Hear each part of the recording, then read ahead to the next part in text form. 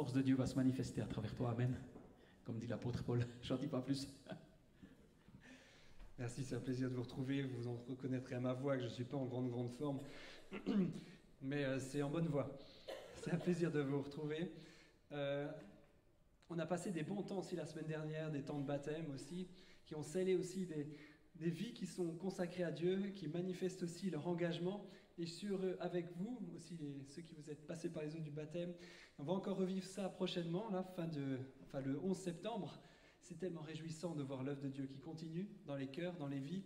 C'est ça ma motivation, c'est ça qui anime mon cœur, c'est ça qui me donne envie d'avancer, c'est de voir l'œuvre de Dieu qui continue dans les cœurs et qui touche les vies. Et c'est ça qui donne le feu et la passion.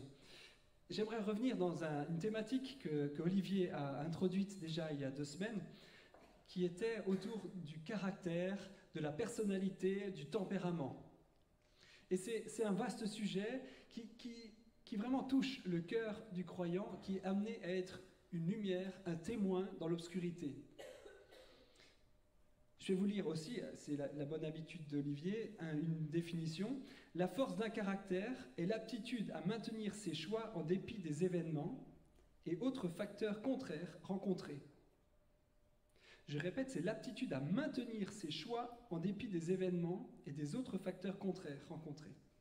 Inversement, on considère qu'une personne de faible caractère sera facilement entraînée dans des situations qu'elle subira et dont finalement elle pâtira. C'est pas moi qui l'invente, Wikipédia l'a fait pour moi, mais c'est vraiment l'idée de se rendre compte qu'il y a une force de caractère persévère dans l'adversité.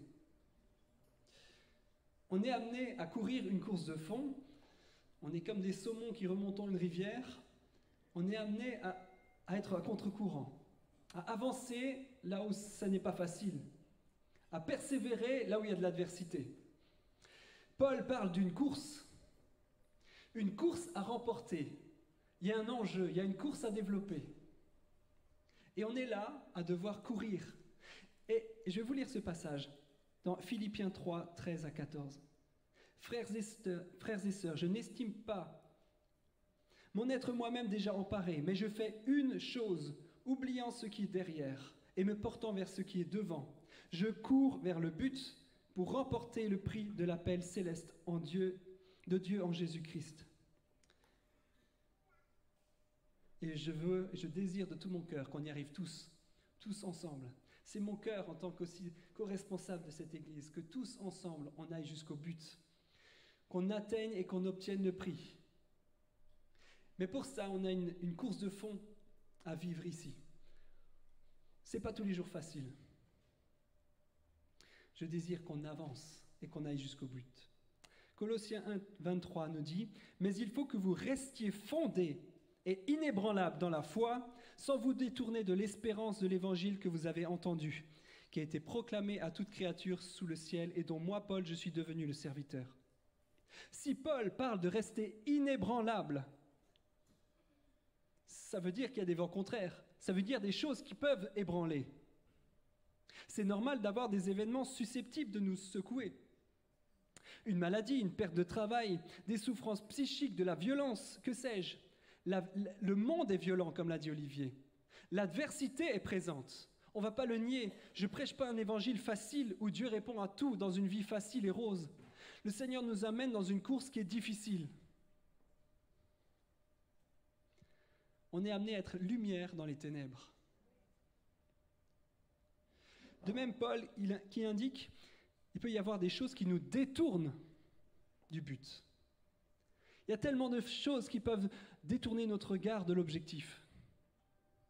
Des loisirs, des plaisirs, la famille, n'importe quoi, le travail, l'égoïsme, le péché, tellement de choses et de prétextes à nous détourner de l'objectif.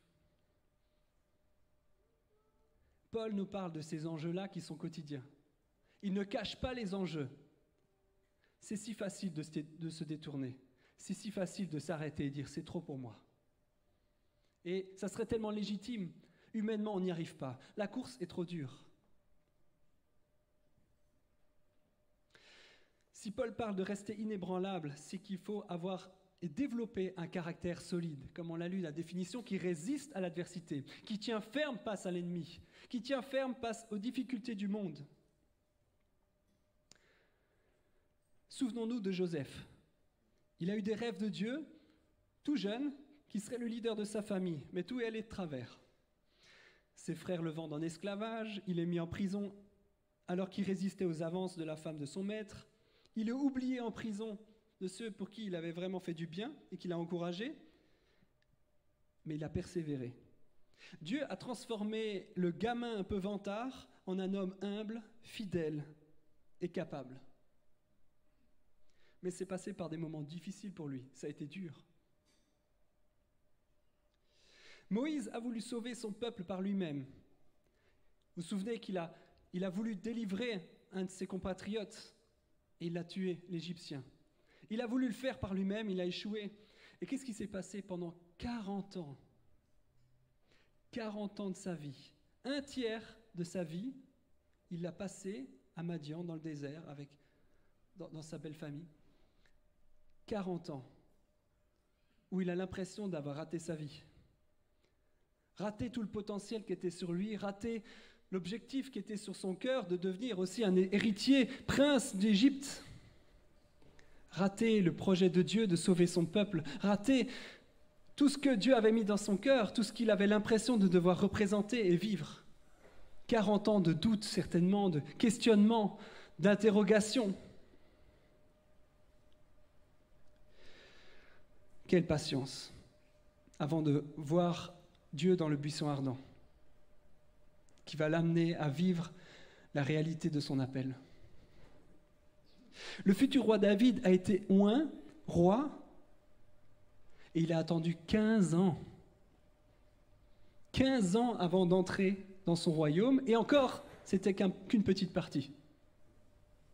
15 ans à douter, dire mais il s'est planté Samuel quand il m'a oint, ou Dieu mais c'était pas pour moi. Où est Dieu dans cette histoire? Il y a de quoi de douter de la bonté de Dieu, réellement. Anne a subi des moqueries des années durant avant d'être exaucée et d'avoir un enfant. Des années et des années de souffrance. Nous, on a le happy end à la fin, on voit comment ça s'est déroulé, on voit l'action de Dieu, on voit ce qui s'est passé. Le fruit de leur persévérance, le fruit de leur fidélité, le fruit justement de leur force de caractère, on le voit. Mais eux, à ce moment-là, au milieu du désert, quelles étaient leurs pensées? Dieu m'a oublié. Dieu me l'abandonne. Où est Dieu? De mon point de vue, il y avait bien des occasions de penser que Dieu les avait oubliés et leur voulait du mal. Un Joseph, au fond de la prison, alors qu'il voulait rester intègre, dit « Mais Dieu me veut du mal, c'est pas possible. » De nombreuses personnes laissent les circonstances de leur vie les convaincre que Dieu ne les aime pas. Et c'est quoi la conséquence?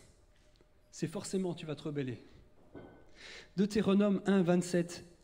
Vous avez murmuré dans vos tentes et vous avez dit « C'est parce que l'Éternel nous déteste qu'il nous a fait sortir d'Égypte.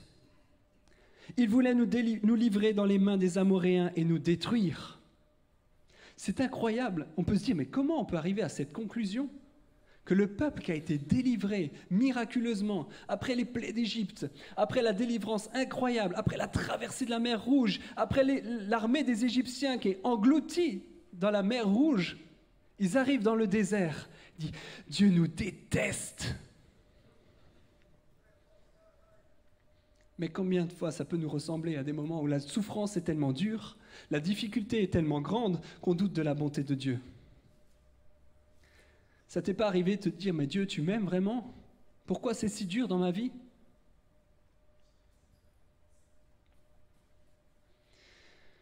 Ils ont laissé les circonstances, ils ont laissé leur souffrance changer leur vision de Dieu.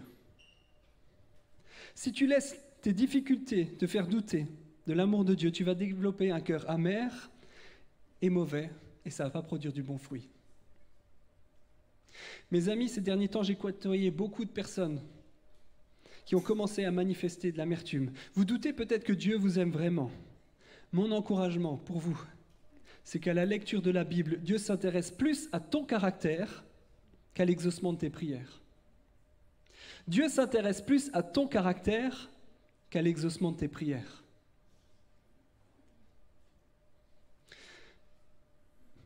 Peter Haas, c'est un auteur qui m'a pas mal interrogé dans la manière de concevoir la vie chrétienne, dit « Dieu bénit les caractères plutôt que les talents. » Dieu bénit les caractères plutôt que les talents. La fidélité et l'intégrité des leaders de la Bible ont toujours été un obstacle majeur à leur promotion. C'est ça qui les a freinés à entrer dans leur promotion, à entrer dans leur appel. Le talent, la force et les capacités sont des caractéristiques qui ne sont pas rares. Dieu peut les trouver facilement. Dieu peut donner des talents. Mais Dieu recherche la persévérance, la loyauté, la confiance en toutes circonstances. Des traits qui sont bien plus difficiles à trouver.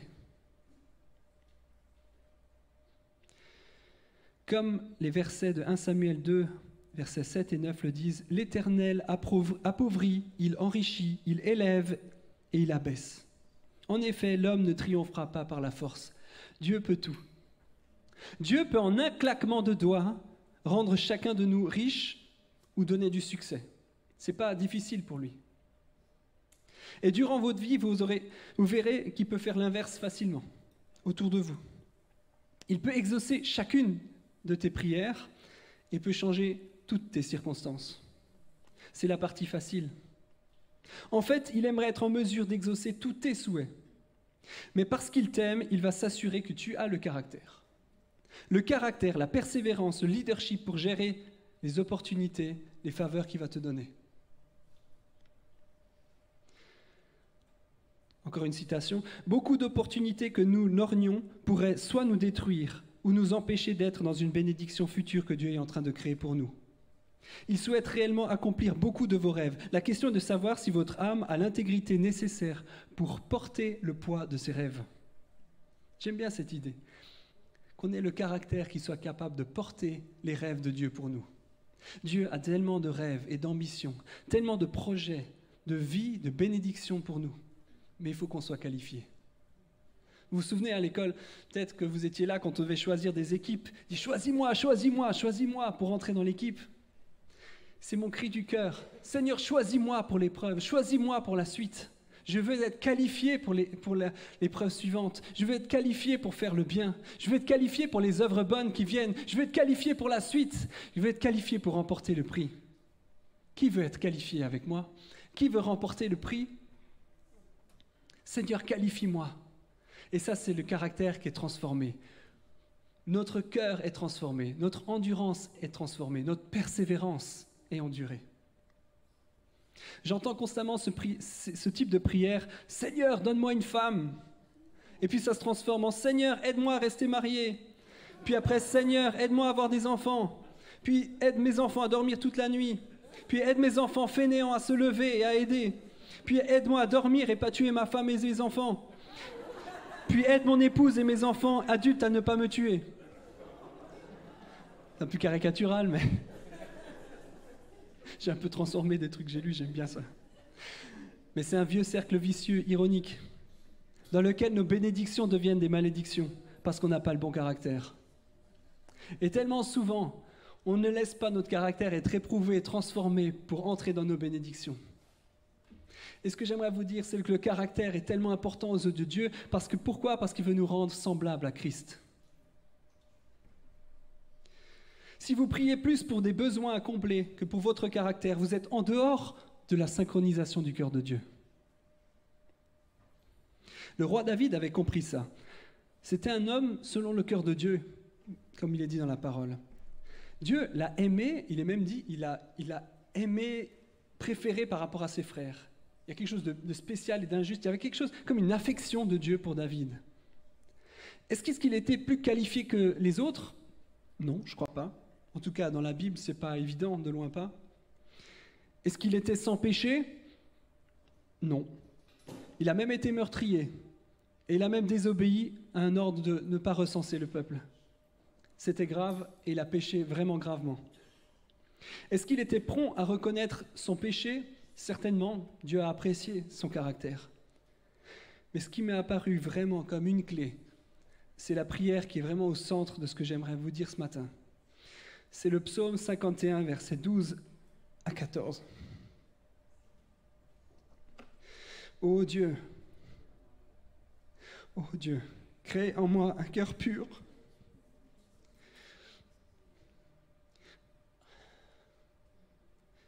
Crée en moi un cœur pur et renouvelle en moi un esprit bien disposé. Ne me rejette pas, loin de toi. Ne me retire pas ton Esprit Saint. Rends-moi la joie de ton salut et qu'un esprit de bonne volonté me soutienne. Et c'est mon cri, ma prière pour ma propre vie, mais aussi pour nous. Ô Dieu, crée en moi un cœur pur et renouvelle en moi un esprit bien disposé. C'est le type de caractère que Dieu aime. C'est le type de caractère, de cœur que Dieu aime. Des cœurs qui reconnaissent leurs faiblesses. Des cœurs qui reconnaissent qu'ils sont indignes. Des cœurs qui reconnaissent que c'est Dieu qui peut faire cette œuvre en eux. Il continue, sonde-moi, ô Dieu, et connais mon cœur. Éprouve-moi et connais mes pensées. Regarde si je suis sur une mauvaise voie et conduis-moi sur la voie de l'éternité. C'est exactement là qu'il veut nous amener, Seigneur. Il n'y a que l'Esprit Saint qui peut transformer nos caractères. Un caractère qui plaît à Dieu, un caractère qui endure, un caractère qui continue d'aimer Dieu en dépit de toutes les circonstances. Sans cœur nouveau, pas de nouveau caractère. Un caractère selon Dieu et un cœur qui cherche à se dépouiller. Comme on l'a chanté avant, je te donne mon cœur. Un cœur qui cherche à se dépouiller de soi-même, de son égoïsme, de ses attentes, de ses besoins, de moi, pour chercher Dieu. Et faire confiance à Dieu. Pour revêtir le manteau de Christ, comme il est dit dans la parole, il parle d'un manteau de revêtir Christ, c'est-à-dire de revêtir les attributs, les caractéristiques, le caractère de Christ. Il faut d'abord se dépouiller de son ancienne nature, ingrate, amère, égoïste, dure. On a besoin de lâcher tout ça. Et mes amis, si on veut être une église qui remporte des prix, si on veut être une assemblée et des individus qui amenons la lumière, qui amenons un réveil dans cette génération, qui amenons des choses qui changent, qui amenons des changements dans la société, dans notre entourage, dans nos familles, si on veut voir la lumière dans les ténèbres, il nous faut des caractères qui sont selon le cœur de Dieu. Il nous faut être remplis de sa présence, de qui il est, pour qu'il crée en nous cette vie. Et la bonne nouvelle de jour, c'est que le Saint-Esprit a pris la responsabilité de nous transformer à l'image de Christ. En effet, ceux qu'il a connus d'avance, il les a aussi prédestinés à devenir conformes à l'image de son Fils, afin que celui-ci soit le premier-né d'un grand nombre de frères. Nous, qui sans voile sur le visage, contemplons comme dans un miroir la gloire du Seigneur, nous sommes transformés à son image de gloire en gloire par l'Esprit du Seigneur. La bonne nouvelle, c'est que l'Esprit de Dieu, l'Esprit du Seigneur, nous transforme à l'image de Christ. La transformation de notre caractère. Plus de Dieu. Et parfois on prie trop pour plus de toi, Seigneur. Plus de toi. Mais on oublie qu'il faut donner plus de sa vie à Dieu. Et aujourd'hui, c'est aussi un temps de dépouillement, de tout égoïsme, de toute attente, de toute exigence de la part de Dieu. Seigneur, je suis à toi. Je te donne tout ce que j'ai. Jésus a appris l'obéissance. J'ai été frappé par ça. Hébreux 5:8. Quoique fils de Dieu, il a été obligé d'apprendre l'obéissance à l'école de la souffrance. Et la force de ce verset, Jésus, le Fils de Dieu, a été obligé d'apprendre l'obéissance parce qu'il n'avait pas besoin de l'apprendre, parce que s'il était Fils de Dieu, en étant incarné homme, il a été obligé d'apprendre l'obéissance à l'école de la souffrance. Parfois, on veut éviter l'école de la souffrance. On prêche et je suis persuadé que Dieu veut délivrer, veut libérer, veut guérir. Et je le crois et je le prie. Mais il y a des fois où Dieu permet la souffrance parce que c'est une école. L'école de transformation intérieure, l'école du caractère. Si Jésus est passé par cette école, je doute qu'on puisse faire l'école buissonnière. Et la souffrance parfois, l'attente, la persévérance, c'est ce qui va éprouver, travailler, développer notre caractère à l'image de Christ. Pourquoi ? Pour qu'on remporte le prix. Je veux une église qualifiée. Ça vaut le coup. Je souffre aussi comme beaucoup d'entre vous. Comme beaucoup d'entre vous, des moments durs, des maladies, des moments très difficiles, et c'en est difficile.